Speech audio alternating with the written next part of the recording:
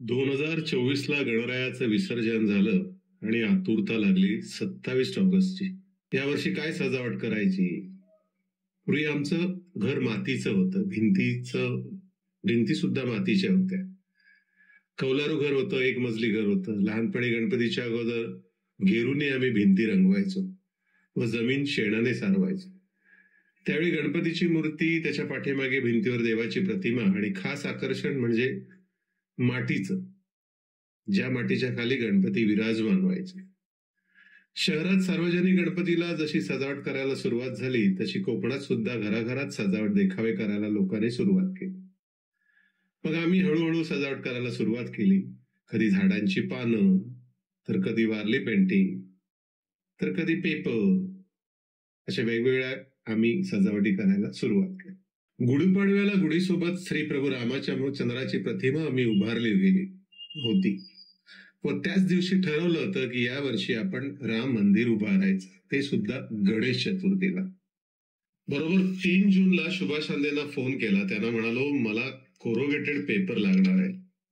त्यांचे एक व्यापारी मित्र आहेत जे कोरोगेटेडचे बॉक्स बनवतात, श्रीमान अमित शहा. जोगेश्वरीला त्यांचं ऑफिस आहे. त्यांना कल्पना दिली, श्री प्रभू रामचंद्राच्या मंदिरासाठी कोरोगेटेड पेपर हवाय. ते म्हणाले, कल्पना वेगळी आहे आणि वेगळं काहीतरी तुम्ही करताय. तुम्हाला लागेल तेवढा पेपर मी देतो, तो घेऊन जा. 5 जुलैला माझा भाऊ अरविंद याच्याकडे तो पेपर मी पाठवून दिला आणि मी त्याच दिवशी ट्रेनने गावी निघालो. 6 जुलैला आषाढी एकादशी होती. आमची ग्रामदेवता विठ्ठल रखुमाई याचं दर्शन घेतलं.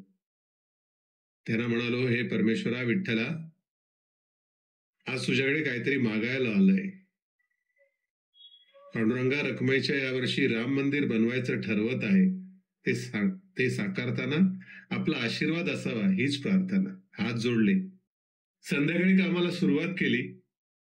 सुरुवातीला पाया कसा बनवायचा, त्याची लांबी, रुंदी, मंदिराची उंची किती ठेवायची हे अगदी डोक्यात ठाम बसवलं आणि चला आजपासून सुरुवात करू. हळूहळू पाया तयार व्हायला लागला. त्याची उंची, त्याचं बाजूचं काम, त्याची मजबूती, अशा पद्धतीने तो पाया तयार होत होता की एक वेगळं समाधान मिळत होतं की चला आता आपला पाया झाला, आता दुसऱ्या कामाला सुरुवात करू. इकडे एक एक खांब तयार होत होता व तो टेबलावर ठेवला जात होता. त्याची उंची साधारण 9 इंचाची ठरली होती.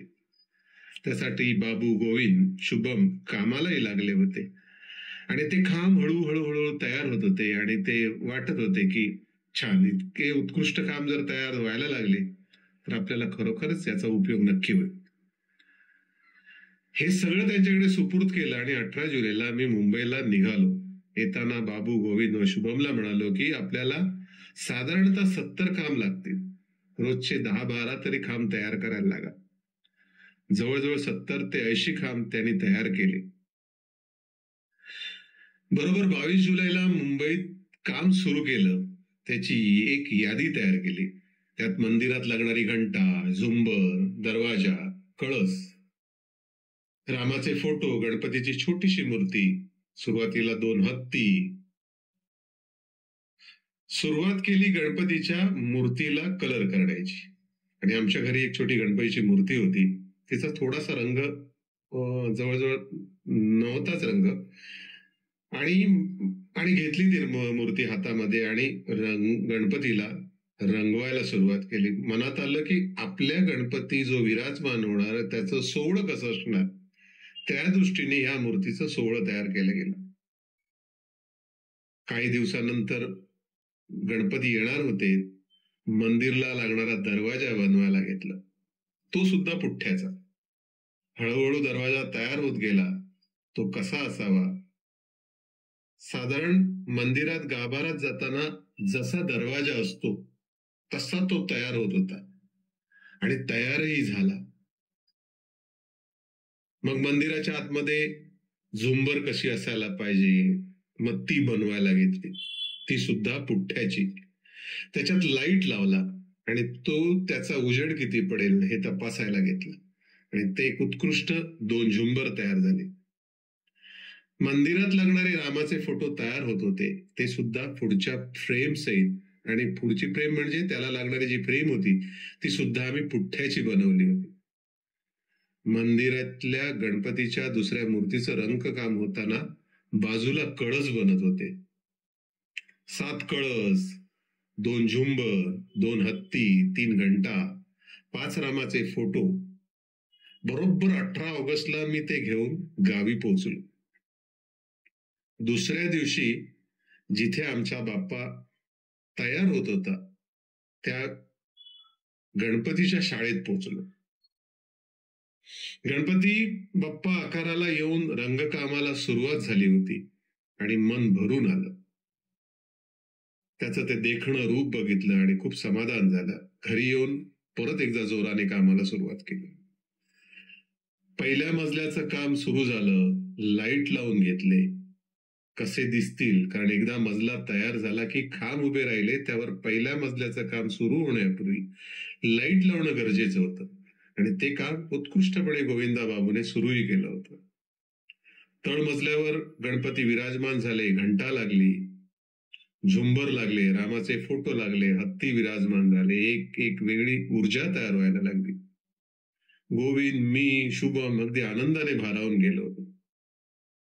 पहिल्या मजल्यावर निखिल, मी आणि अमयने मुंबईत बनवलेले कळस ठेवून बघितले की ते ज्यावेळी योग्य जागेवर बसतील त्यावेळी कसे दिसतील. 24 तारीखला पावसाने सुरुवात केली. मध्ये लाईट जात होता, येत होता. चिंता वाढत होती. जर पाऊस थांबला नाही व लाईट नसेल तर रात्रीचे काम कसं होणार.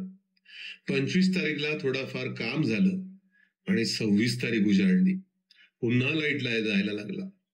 पहाटे 3 वाजेपर्यंत जे सोबत सजावट करत होते, पवन, निखिल, गोविंद बाबू, शुभम, ते आराम करायला लागले कारण लाईट नव्हता. मी व अमय बॅटरीच्या उजेडात थोडं करून काम करत होतो. सकाळचे बरोबर 7 वाजले.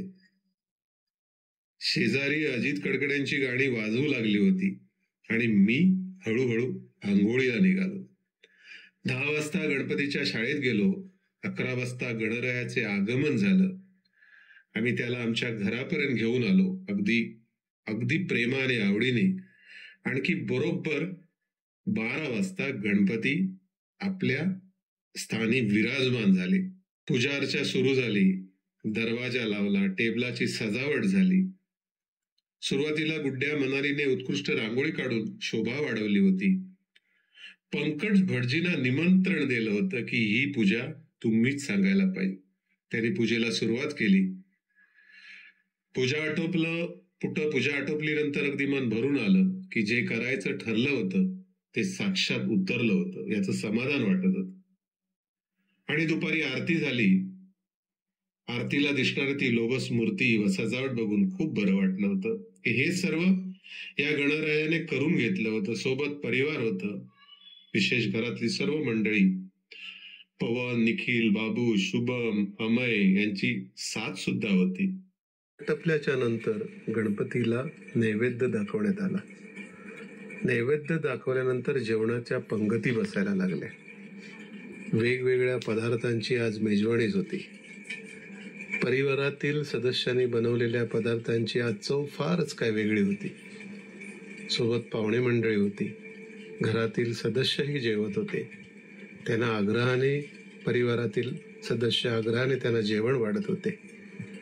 आजचा दिवस हा लक्षणीय होता, कारण ज्या पंगती बसत होत्या, ज्यांचा आस्वाद सर्वजण घेत होते आणि परिवारातील ज्यांनी केलेली ही मेहनत आज खरोखरच दिसून येत होती. आणि असं वाटत होतं की हे दिवस असेच चालू राहायला पाहिजे.